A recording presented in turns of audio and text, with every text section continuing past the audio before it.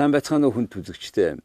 Өнөөдөр манай дефакто нэвтрүүлгийн зочноор Америкийн нэгдсэн улсын United States Mint гэж Америкийн нэгдсэн улсын зоосны үйлдвэр сан энэ байгууллагын 38 дугаар захирал ноён Эдмунд Мой оролцож байна. Эдмонд Мой Америкийн нэгдсэн улсын зоосны үйлдвэрийн 38 дахь захирал. Эдмонд Мой зоосон мөнгө болон медалийн дэлхийн хамгийн том үйлдвэр болох US Mint-ийн захирлаар 2006-аас 2011 онд ажиллаж байжээ.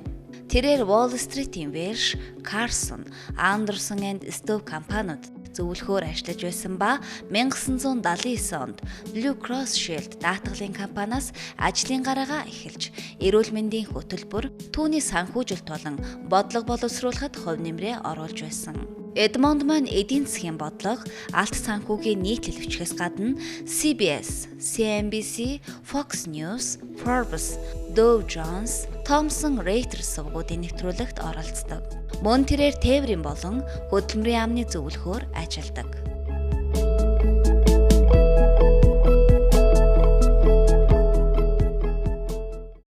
Good evening, sir. Oh, good to meet you, Jaga.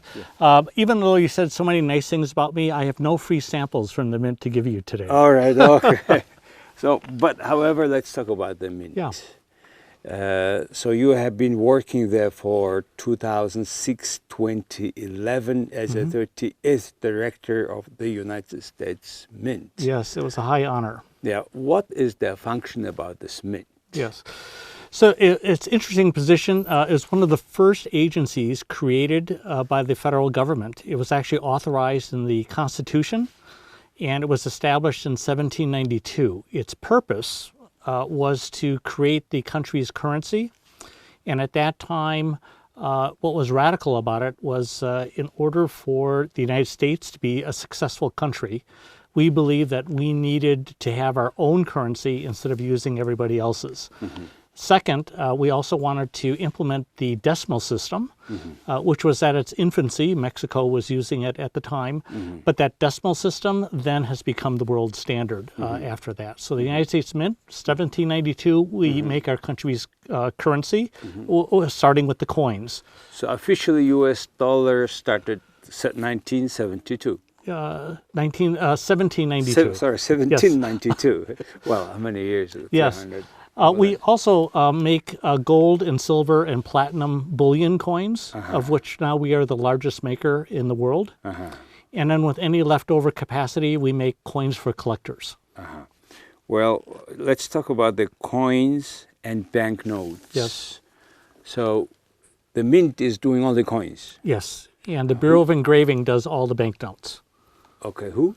The Bureau of Engraving and Printing. We're both business units of the Department of Treasury. The Bureau of? Engraving and Printing. Engraving and Printing. Yes. And this is the only one place? The Bureau of Engraving and Printing has two places. Their main headquarters is in Washington, D.C., just like the United States Mint. But they also have a facility in Fort Worth, Texas. Just like the United States Mint has 4 different facilities. We have facilities in Denver and Philadelphia, which make our circulating coins. And we also have facilities in San Francisco, which makes our collector's coins. And also in West Point, which makes our precious metal bullion. The last facility that the Mint has is Fort Knox, where we hold the nation's gold reserves. I see. Oh, you don't keep the gold reserve in D.C.? No, we don't. It was established in 1934 and 35, 36 by Franklin Roosevelt to store our gold reserves. 1924 or so? 1934. 34. Yep. And it is in where? Fort Knox, Kentucky. Fort Knox, Kentucky. So yes. When we talk about the U.S. Gold reserve, we talked about Fort Knox, Kentucky. Yes. Our gold reserves are spread out, so they're not all concentrated in one facility. Fort Knox has the majority of our gold reserves, but we also have gold reserves in 2 other facilities. And you have also not only your American gold reserves, but many other countries prefer to keep gold in the U.S. Either it is it is already bought one, or it is you keep separate? Yep. So the United States Mint is responsible for our country's own gold reserves. The Federal Reserve of New York has a large depository in its basement that stores other countries' gold. So the United States Mint has no authority over that gold, but it's the Federal Reserve.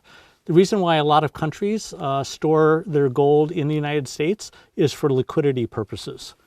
So if they kept it all in their country and they needed to sell off gold or give gold to another country, you have a lot of costs and security risk to transfer it. Most countries store their gold in the major gold centers around the world, London, Switzerland, and the United States, so that when France needs to give America some gold, the gold still stays in the vault. It's just reassigned the ownership, and that's how the international transfers work. So instead of physically transferring or transporting, you would rather signing agreement, right? Right. Well, okay. It's much more efficient. Well, I mean, since you have been dealing with this a lot, bullions, golds, coins, all your life, many part of your life, tell us why the other countries only deal with US dollar? It all has its roots during World War II, as the war was coming to a close. Let's see. Let me back up for a second. In order to fight a war, countries have to have enough money to buy all the equipment and pay the troops and that type of thing. And so if you're under the gold standard, you can only have as much money as you have gold for. So when a war happens, most countries suspend the gold standard so they can print as much money as they can in order to fund the war. But then you have a problem when the war ends. You've printed more money than you have gold for, and the money's not worth as much, right? So that's the reason in '72, President Nixon said the gold window is closed. Yes. So it's all connected.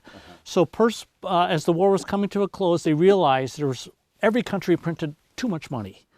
And do they go back to the gold standard, which they could not afford, or did they figure out some new system? And the new system they figured out was at the Bretton Woods Conference in Vermont. And so that's what the agreement is called. And the agreement stipulated that the United States would back its money with gold only to other countries, but not to its citizens. And other countries would back their money on the US dollar. So it was a de facto gold standard. So other governments' gold? No, other governments didn't have enough gold. Yeah, so the US government had agreed to back its own currency with gold. And other countries agreed to back their currency with the US dollar, which was backed in gold. That was in '76. That was 46.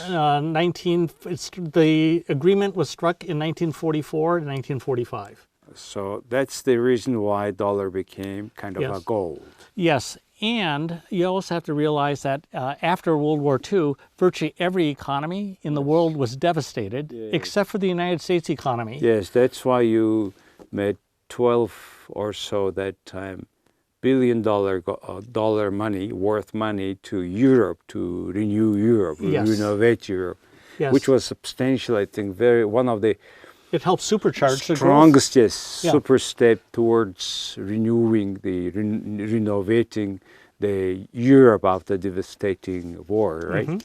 All right, today, very interesting because... And so other countries wanted dollars because the United States was producing the things that they needed to rebuild their countries. Yes, that's one of the other reasons Absolutely. they agreed to. Because U.S. remained or survived the war as the strongest economy. Yes. And who can afford. And I was recently in Germany. I revisited the whole Marshall Plan things, and that was very interesting. Let's talk about today. I mean, whole world again still keep going with the dollar. Euro is okay, getting stronger, but at times, it's coming up and down. I'm just always wondering how much US dollar existing in the world trade, in all the coffees of all countries together. Do you know anything about it? I don't know, but it's hard to imagine a central bank that does not have some dollars in its own reserves. Yes. And world US dollar total, no, why I'm asking the question is, dollar is like any other currencies, because it's paper or close to It's paper. what we call fiat currency. Fiat. It has value only because the government says legally it has value. There's nothing backing those dollars except for the confidence of the people holding it. That's why the fiat. The word fiat is an unusual word. Why is that? Yeah, it's a classic government term where a government dictates what has to be. It's like by government fiat, all people need to do X. What happens, probably you are the person to ask exactly, if all around the world, dollar is wearing out, and they want physically to change it. Yes.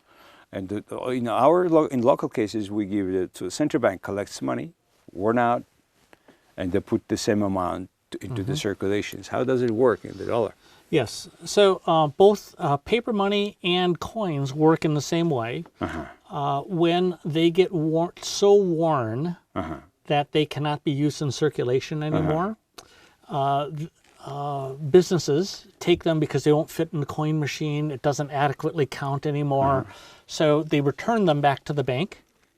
The bank takes the U.S. currencies, returns them back to the Federal Reserve. They, in exchange, get new bills if they want new bills or new coins.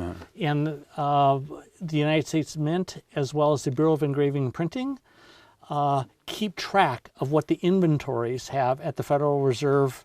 Has many nodes or buildings all over the United States that have supplies of both coin and bills that then they replace them at the banks. But most transactions today are done electronically with electronic now currency. with the credit card, cryptocurrency. By the way, how do you see the cryptocurrency thing? That's a really interesting question. It gets back to this whole notion of what we just talked about with governments printing all this money because now they don't have to have gold to back it. There's a group of concerned citizens after the financial crisis that said, giving governments all that power allows for them to manipulate and influence well beyond what they should.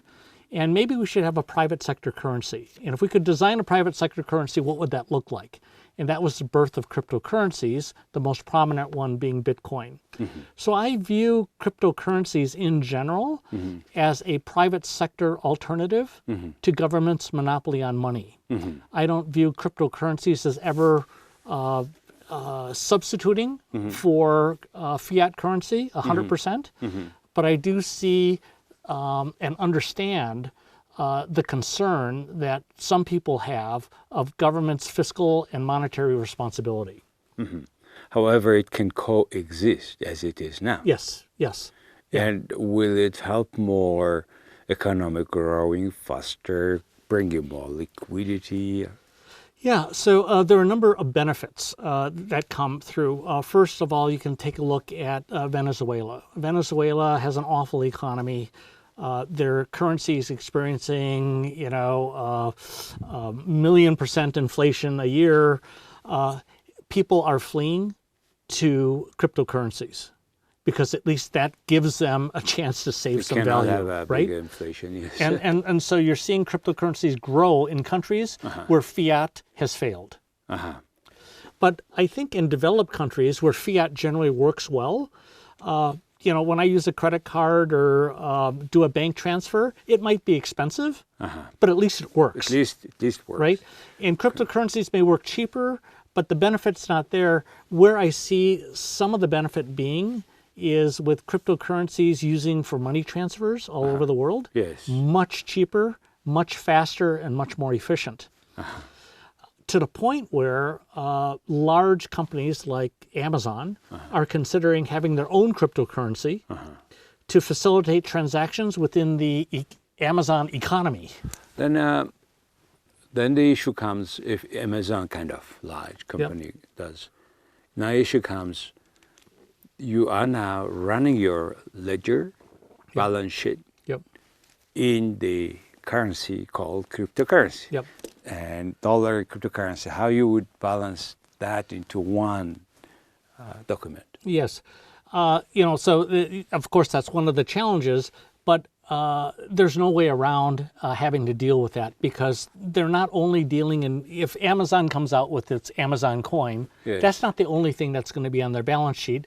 People have to trade in dollars, yens, euros. Okay, it's like another currency. Yes, that's correct. Consider the exchange rate at that moment. You just materialize it at that day of the moment, right?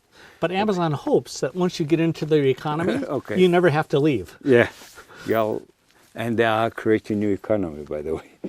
The other thing very interesting in your biography, you have been working with Medicare, Medicard, Medicaid, Medicare, during President Bush since 1898. President Bush 41. 91. And this in 1989, right? You were appointed by President Bush, had a federal agency who regulates the nation's health maintenance organizations. Tell us about that. What was the challenge? So a couple challenges during that time, and you always have this challenge where when government gets involved in an industry like healthcare, all these unintended consequences happen. And in this case, what you had was a government monopoly on Medicare, which was our health insurance program for the elderly, and Medicaid, which is our health insurance program for the poor. And what you had happening in the private sector was the growth of what we call managed care. So typical healthcare system, you got doctors and hospitals. When you get sick, you go to your doctor, you go to your hospital, and it's up to the individual to coordinate their care among a very complex hospital healthcare system. Under managed care is where a healthcare system of hospitals and doctors all under one roof take care of the person and all their needs, and they do all the coordination. And that was growing in the private sector as an alternative to regular health insurance. And my job was to help Medicare and Medicaid, the poor and the elderly, have the same choices that the private sector had with their health care. And so because of that, even in our pilot programs, we were able to save the government $7 billion of people when they joined the healthcare systems versus the normal Medicare and Medicaid care. But however, now according to President Trump, that what has been this Obamacare under this one, it was a reform was being changed, etc., since President Bush all the way through President Obama, and the Obamacare was very heavily criticized. And in a way, some even stopped by the new administration. How come? So I think, first of all, there are several facts that need to come into this conversation. One was with Obamacare, Obamacare made several assumptions, and that is we have to cover everybody under the same system so we can spread the risk. And Obama himself got so much criticism for forcing individuals and small businesses into the healthcare system that was so expensive that he allowed the delay of some of these mandates to force people to join. And as a result, sick people joined, but not enough healthy people joined, and costs skyrocketed. So under his administration even, they had some problems with implementation. Trump inherited that. And so now you have the issue, do you go forward with implementing the most unpleasant parts of Obamacare that Obama couldn't even implement himself on a system that Trump doesn't believe in, or do you find something else? Well, having in mind the capacity that the U.S. government, its research institutes, your private sector, your public administration, strength of institutions, how you can miscalculate, how Obama administration can miscalculate these outcomes. Yeah, I can't respond because I wasn't involved in that policy process, but watching it from outside, healthcare is a very complex, difficult thing to forecast. When they originally forecasted the cost of Medicare, it was only supposed to be a fraction of what Medicare actually costs today. And so every prediction that's been made has been wrong, and it's usually been the costs have been more than what has been projected. Currently, there are 350 million population in the U.S. How many people have no insurance? Yeah, the numbers vary depending on how you calculate them, but most people agree the number's somewhere between 10 million and 30 million people. 10 and 30 million people. 10 and 30 million no insurance. Yeah. So, for example, the number's hard to put your finger on because if I leave an employer and it might take 3 months to get to another employer, I'm uninsured for 3 months. I'm not uninsured for the whole year. How do you count that? Okay. On the other side also, the statistics says some 3 million people are homeless. So why I'm saying that is, every country has homeless. Sure. I live in the U.S. I saw, and just some of them, I think, capable to the homeless people to work, and they want to work, and then yet they have no chance, and they stay. And how do you see that in the future when this U.S. will solve this problem? Yep. The Bible says something interesting. It says the poor will always be among us. It doesn't mean that we should not care for the poor. We should care for the poor. But there are multiple reasons why you have all these homeless people. And so it's not a monolithic problem. It's a very complex problem, right? Some are drug addicted. Yes. That's a very difficult problem to solve. Yes. Other people just don't want to work. Yes. And some, because of bad circumstances in their life, they're homeless. And so each of those situations requires different solutions. And that's why I'm a strong backer in private sector solutions, because government offers monolithic, one-size-fits-all solutions. Universal, monolithic, yes. And I do also believe. And I think one of the costs, why this medical care cost was too high, more than we estimated, was when I was in the U.S., I observed that the professional mistake insurance of doctors is so high. Yes, the malpractice. Yes.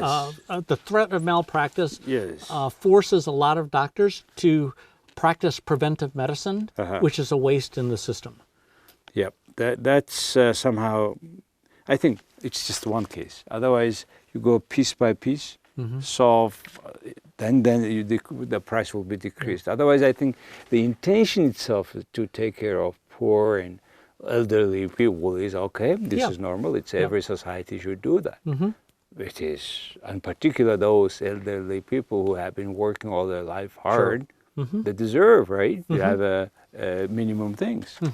Okay, the third part I would like to talk to you, very interesting. Tell us about the conferences you're doing in Mongolia. Yeah, so I'm in Mongolia. It's my first time. I have to say that I've been overwhelmed by the hospitality of the Mongolian people.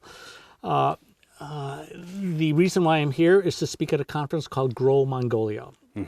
Grow Mongolia's focus is to raise the ethical standards of business practices, of government, and of its citizenry here in Mongolia for the purpose of attracting new investment and allowing a flourishing economy here in Mongolia. And you will talk about which part? So just given my experience in the business sector and in the public sector, I would like to talk about how, at least in my experiences, American business and American government has pursued becoming more ethical and eliminating corruption and bringing more transparency to the public. So where we should start? I mean, it's a very similar problem, particularly it's former communist country, it's new democracy, and because this we first time people start to have very first time just to cover very basic needs. Yes. Some people, but some officials start to see suddenly big money, license, mining. They now possess the money had never seen you've dreamed, and then the greed is endless, and they want to have more and more, and they tend to forget they are there to serve the people, not themselves. Yep. And that's what's happening here. Where to start? How to? Where's the best way to? Of course, if corrupt officials, we should stop them. Yep. Yeah, so raising ethical awareness and doing your practices more ethically is more than just trying to eliminate bad behavior. Although you need to eliminate or make bad behavior a punishment, but you also need to inspire good behavior, right? Those two things need to work together. And because this is a complex problem, right? Because it's businesses working with government officials in many former communist countries. Businesses are asked by government for a payoff, a bribe, a favor in order to get the business, and they're willing to be complicit. And all this is shielded from the populace because of lack of transparency. So this is a multiple-pronged problem of which you need a multiple-pronged solution for. And part of the solution comes from raising the ethical standards of how government operates. And for that, you need really good leadership, right? And one great example that comes to mind is Edward Shevardnadze. When he was president of the Russian Republic of Georgia. Georgia was known as being very corrupt, but he went on an anti-corruption campaign to eliminate dirty cops, corrupt government officials, et cetera, and to work with the legislature in Georgia to pass laws that would penalize corruption as well as protect people exposing that corruption. Then he also promoted transparency, so all these government deals were made public.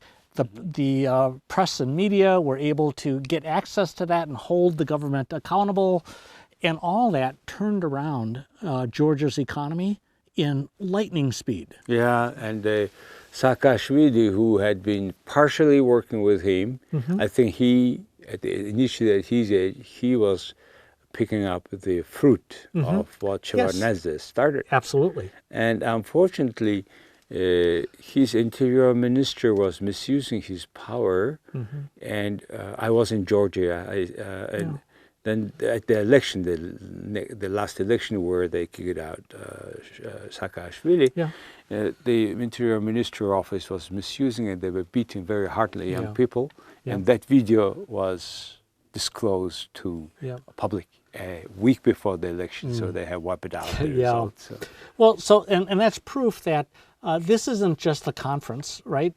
This is an ongoing dialogue, and it needs to be, the effort needs to be applied year after year after year in order to become part of the culture. Yeah, that's it. And I'm glad you said that. One is eliminate corruption. The second is encourage the good behavior, which is a bit missing. We probably at times ignoring good behavior of some public officers, and we're just blackening everybody, not because they are mostly black. So, but however, right, for political purposes, we vilify that's the people, other thing, right?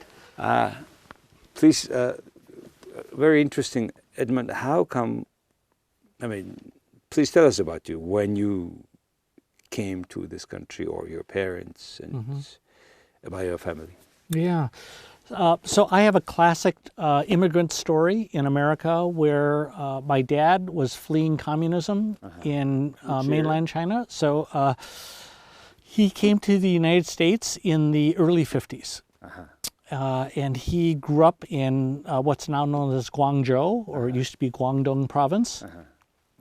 When he started restaurants, and when it became time for him to get married, he went to Hong Kong to find an English-speaking wife who was Chinese. Okay. So they came here, and I was born 9 months later. So I must have been the celebration they had when they moved here. Yes. Which state?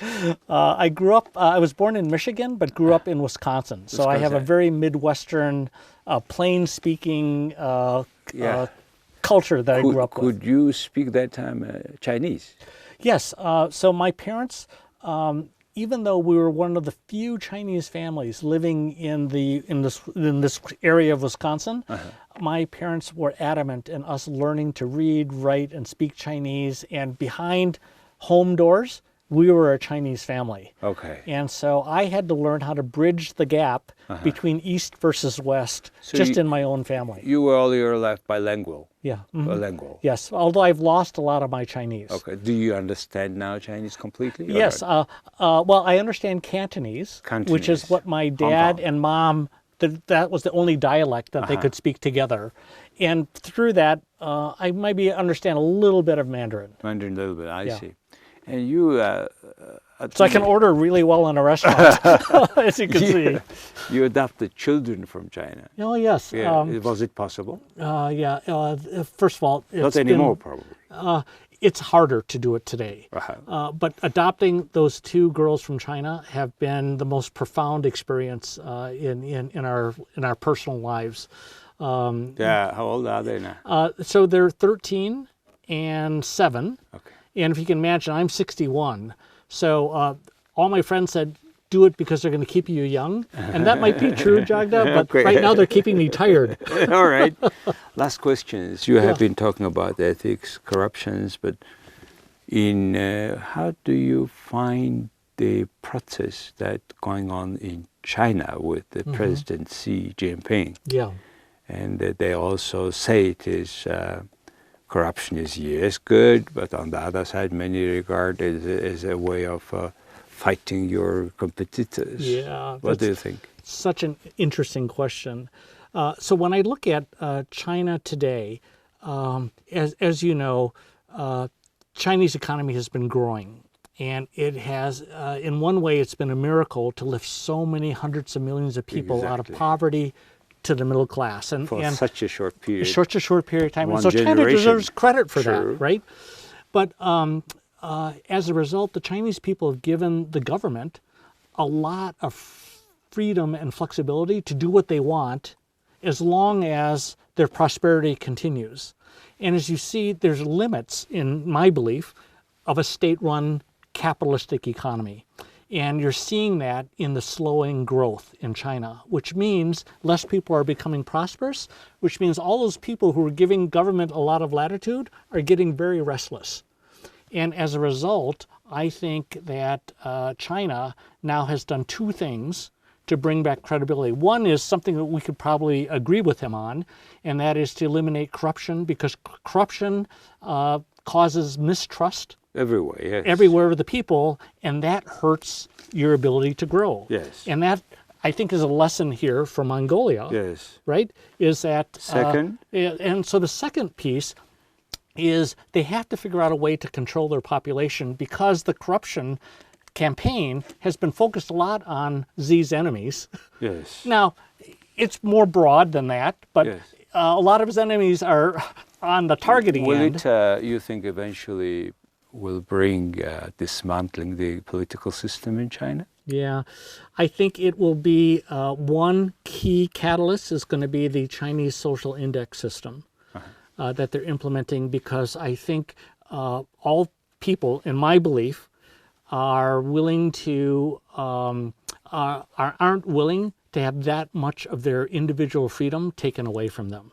Yep. Yeah, and so I think that will be the At flashpoint. the end, that's what we all want, and your country is an example of give the freedom. But that freedom is limited, of course, by other people's freedom. Yeah. But that freedom of your choice makes eventually your life, your society a lot better, isn't it? And I believe Mongolia has that same potential, and that's why I'm here. Thank you very much. You're welcome. Edmund, great pleasure. Pleasure to be with you, Jagda. Хүн төзөгчтэй өнөөдөр манай дефакто нэвтрүүлгийн зочноор Америкийн нэгдсэн улсын зоосны сан гэж байдаг. Түүний 38 дахь захирал Edmund C гэж хүн оролцлоо. Их баярлалаа.